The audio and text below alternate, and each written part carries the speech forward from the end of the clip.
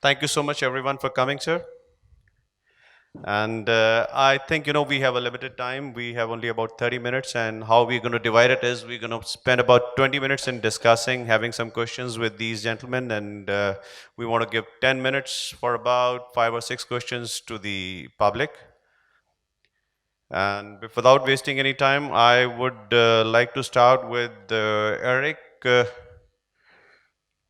And actually, Eric, I've heard him a couple of years ago also on Tycon, and he's actually very good at this. So, Eric, what do you think? What is an elevator pitch, and what is a good elevator pitch? What do you say? So let me start first just explaining what an elevator pitch is for those of you who don't know what it is. Let's assume you have your startup. You're going to a conference on startups in New York City or Mumbai. You're late for the conference and you're getting into the elevator because the conference is at the on the penthouse floor, right? It's a very nice conference.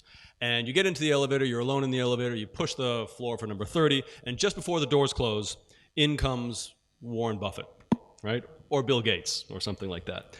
Doors close, you now have the chance of a lifetime until the floor gets to the 30th floor where you're going to get out. You have 45 seconds to a minute to pitch your idea with the number one person that can make or break your life. This is where the term elevator pitch comes from, right? You have the time from floor 1 to floor 30 to talk about what your idea is. And you have no time to get into the details. This is not a 5-year forecast or talking about all the technical details of your company. The idea is not that Warren Buffett at the end of the 30th floor is going to say, wonderful idea, here's your $7 million check, right? That's not going to happen, right? The whole idea of an elevator pitch is at the end, you've talked to it, you've impressed that person with just the basics, and they say, this is interesting. Here's my card, call me, let's talk more. That's all it is, okay? You as an entrepreneur should have an elevator pitch memorized to do at any moment, because as a startup, you should be doing elevator pitches all the time. So, why do you think it is important to make an elevator pitch? What do you think? So I think Eric's covered a lot, a lot of points very quickly on that. That itself is a good good understanding of what an elevator pitch is. But the fact is that an investor receives a number of opportunities on a regular basis, and to gain his attention, you really need to put forth certain points that gets you that card or that door, that foot in the door. And that's one of the primary reasons why you need to make an elevator pitch. And I think it's important for everybody who wants to raise funds. He needs to have an elevator pitch at all points in time ready, as well as start on all conversations with an elevator pitch. This allows the investor to segment the business, whether whether it's a retail business or whether it's a health business, or what subsegment it's actually going to capture, and allows him to let's say envision what that business will look like. So having said that, let's draw out a small example. Say if Uber was pitching, what would Uber actually say? Would it say that it's a mobility company? So ideally, it's a cab aggregator, and that's precisely what the investor wants to hear. That I'm a cab aggregator, and I'm putting cabs on your fingertips. All right. Sorry, there's some problem with the mic. Try this one again. So, Karan, thank you so much. And I think our audience has actually been enlightened with why it should be. And probably my next question on that would be to Manish. When do you think one should make an elevator pitch? So Eric partially answered that. At conferences like this, right, when we're sitting like this, when you get that opportunity outside, you need to reach out to somebody. You have, like he said, 30 seconds is also too long, maybe even 15 seconds. How do you grab somebody's attention that guy walks away and starts talking to you for the next 2 or 3 minutes to take a deeper dive into your idea? Lots of these places I've seen, if you go to larger conferences, like there is this Thai Global Summit in Delhi, there are around 10-15,000 people over there. And all the time I've noticed is the strong entrepreneurs or the entrepreneurs who really want to push are actually outside. They're in the reception area. They're literally waiting there. They will see an investor walking past. They will start walking next to him. So there's no elevator there also, probably the escalator going up and down. And that's the window that they get. But they take that window. A lot of people actually are very shy, they will not take that opportunity or grab that opportunity. He said it, it's right. It's that one opportunity you get. How do you go out and actually grab the guy's attention and say, okay, you know what, this is what we're going to do. And this is what we do, and this is how we do it. And he mentioned a key word, passion. So if it's just going to sound like a dull, monotonous, robotic, these are numbers, this is a, it's just that one line that grabs your attention. I can give an example. We used it yesterday also. So if I tell you there is a company in Chandigarh that does business in 75 countries across 6 continents, I'm quite sure you're going to ask me which one, right? Nobody is going to miss out and say no. That's the way you grab. It's the hook basically.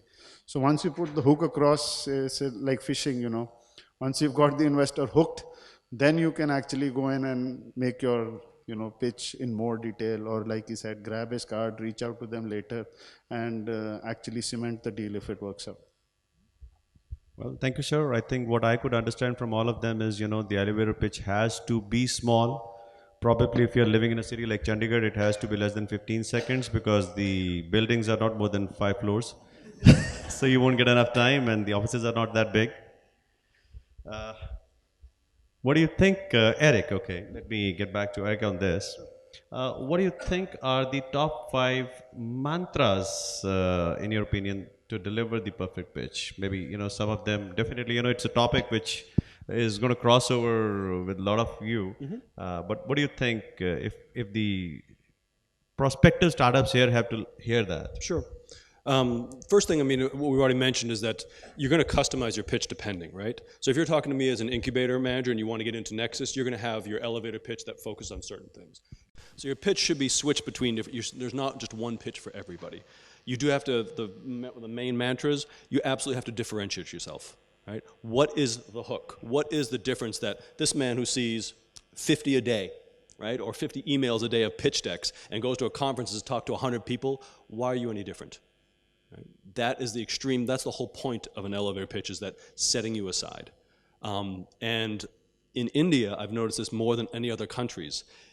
I have a problem sometimes getting people to the point. You can't be shy and you can't be too loquacious. I'm giving you 30 seconds. I'll give anybody 30, 45 seconds. If that first 30, 45 seconds you're talking about that you're a university student at Punjab University, and this is why you tried electrical engineering, and by the way, my father has a business in this and this and this thing, your 30 seconds are up and I know nothing about you that I want to know that's important for me. What is different about your company? Why are you talking to me? What is the ask? Why is this an interesting opportunity for me as a incubator manager or as a investor, as an angel investor? Get to the point. He said, just in 10 seconds, he said that. Hey, I have a company that is working in 75 countries and 6 continents, right here in Chandigarh. Immediately, I'm like, really? Tell me more. That's what you want, right?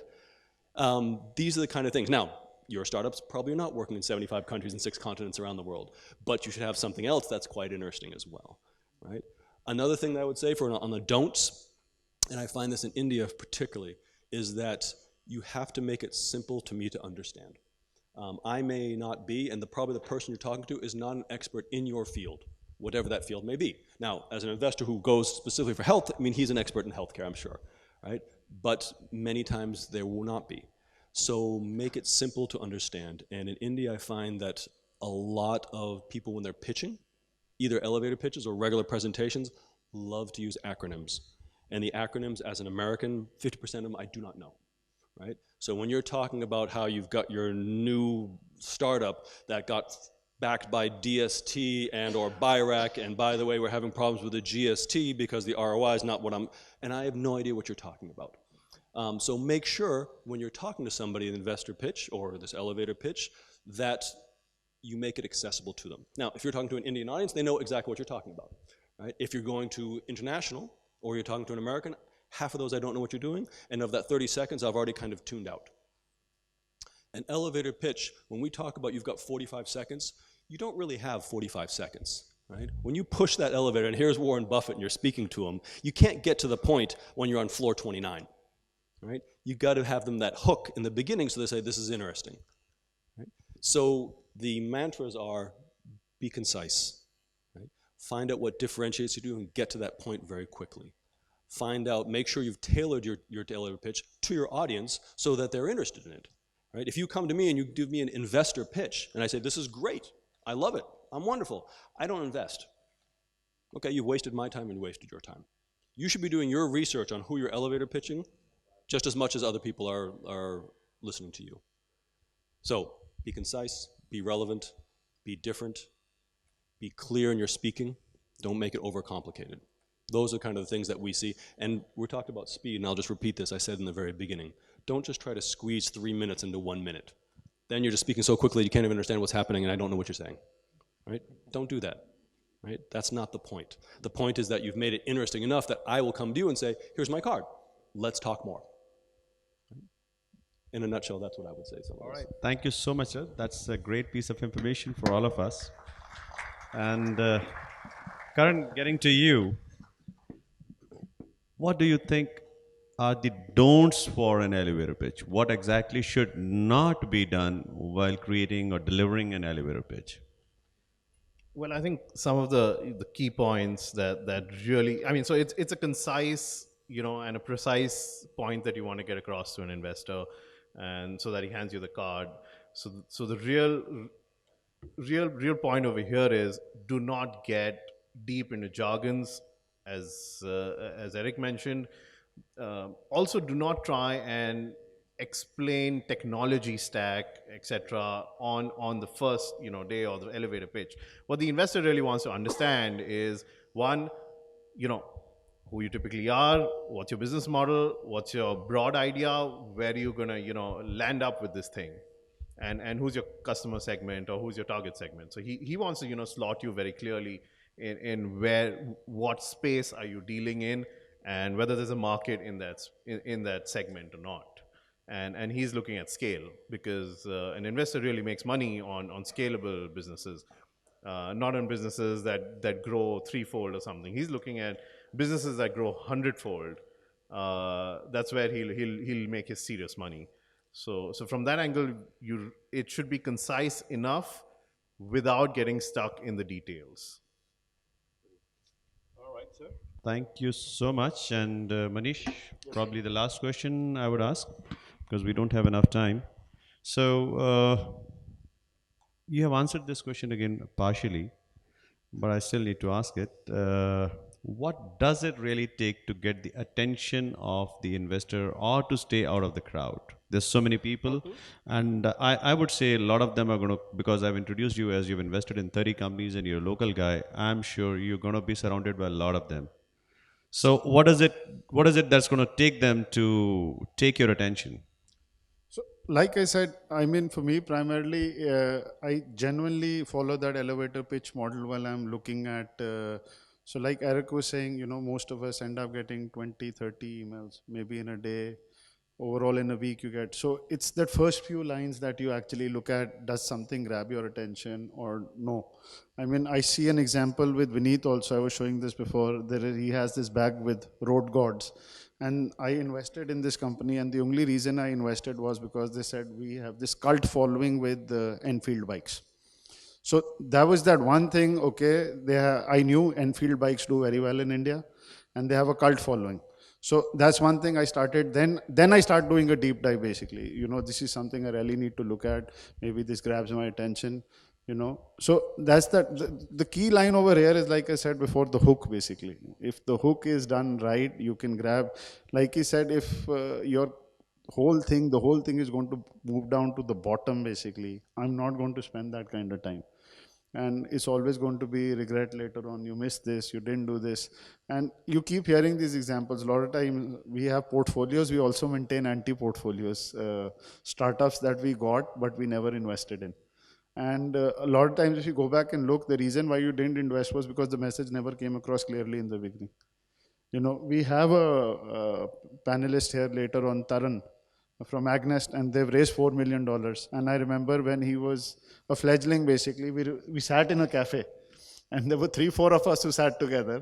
And at that point, we didn't get the idea, and we passed it. And he's successfully raised 4 million. I can take another example I see in front of me. How many of you know PhonePe started in Chandigarh? So we have the founder right here. And you see, that's that one line. See, now everybody's training their necks to see, Mr. Naram, you can get up and show them one. So,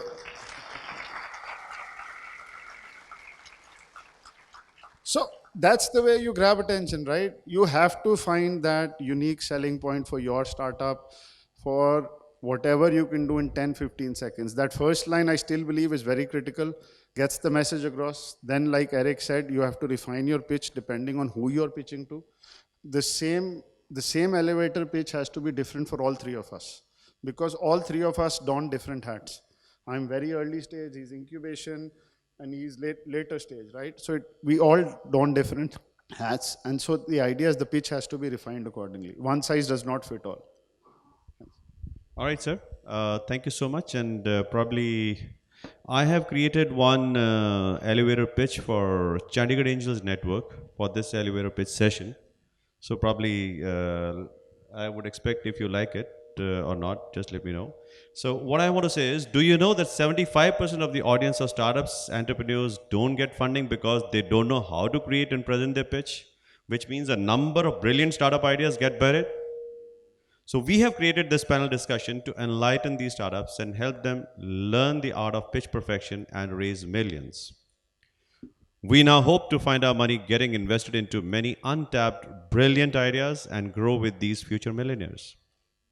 How's that? 31 seconds again. 31 seconds. Sorry? 31 seconds. So now, so basically, what I tried to cover was what exactly is the target audience, why do we want to do it, what are the goals that we want to achieve, and what is in it for the person who is investor or anybody who is listening to us.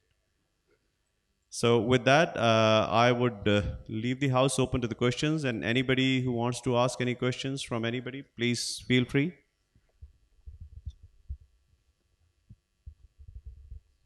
Seven to 8 years and build a permanent passive income source for me, and then open a startup, or I should go straight away with the startup? Who would like to answer, sir? Anyone? Let me answer it. You should not be an entrepreneur. Anybody who thinks about a passive income at your age is not supposed to be an entrepreneur. The first definition of an entrepreneur is his capability to take risks. But yes, of course, with the sound idea, with the rationale. Thank you, sir. I'm sorry, I don't want to dishearten you, but I want you to move forward and start thinking in that direction. It's your age to start thinking.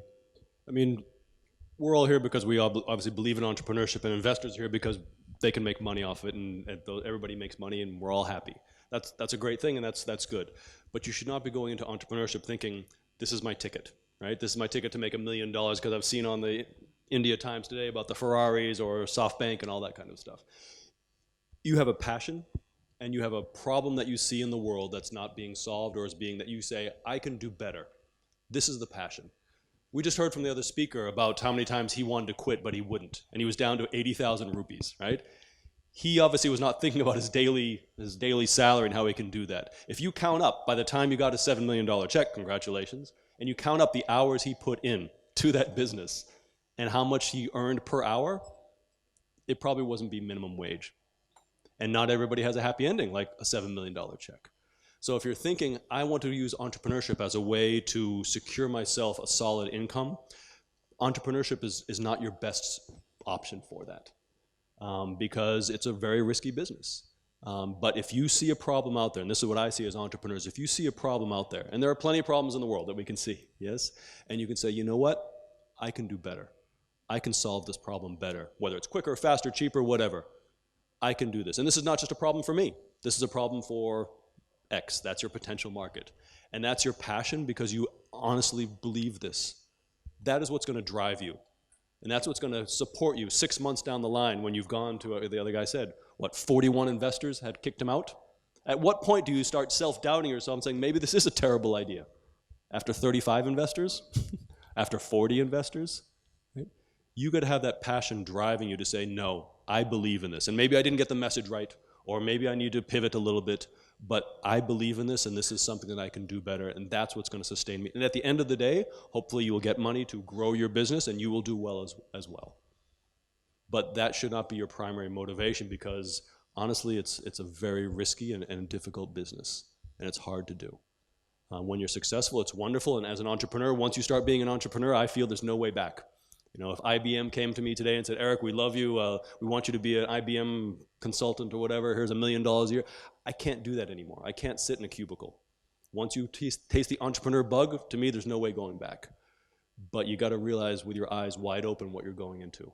And it is a risky business. So, anyways, that's my 2 cents, my 2 rupees. Thank you. Thank you, sir. Thank you.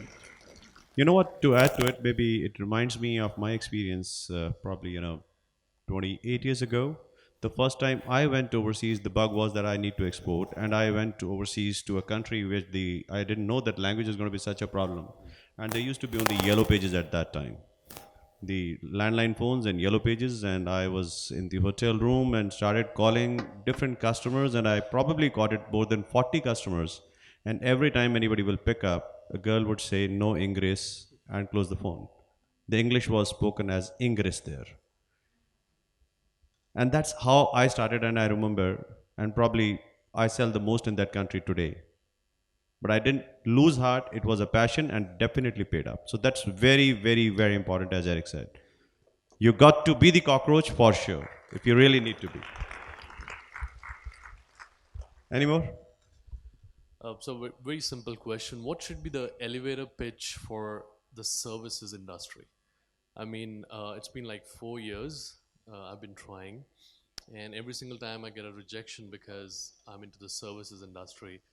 Uh, Please suggest. I mean, I'm not able to make a product. You know, I've tried like the best I could, but it's not becoming a product. What do you suggest? How to pitch a services industry, and who would be interested in it? So what service are you? I organize international conferences in around 15 countries. So there you have your pitch. Yeah, but I have told The it. first so many example I gave was also services. 75 countries, 6 continents. You can do the thing. You have to grab it somewhere. I mean, You said 50 countries yourself. That's a big start. Not 15. many of us do business in 50 countries. 15. That's 1.5. Even 15 is a start. 15 is not a small number. It's a big number because it's countries, not cities. Yeah. So it's just that I'm not able to understand how to pitch because everybody's like, "Where's my exit?" I don't have an answer to that. So what do you suggest? I mean, this is my personal take, but the exit question should not be coming in the elevator pitch part. I mean, this is a deeper. I mean to say the investors say, I don't see my exit.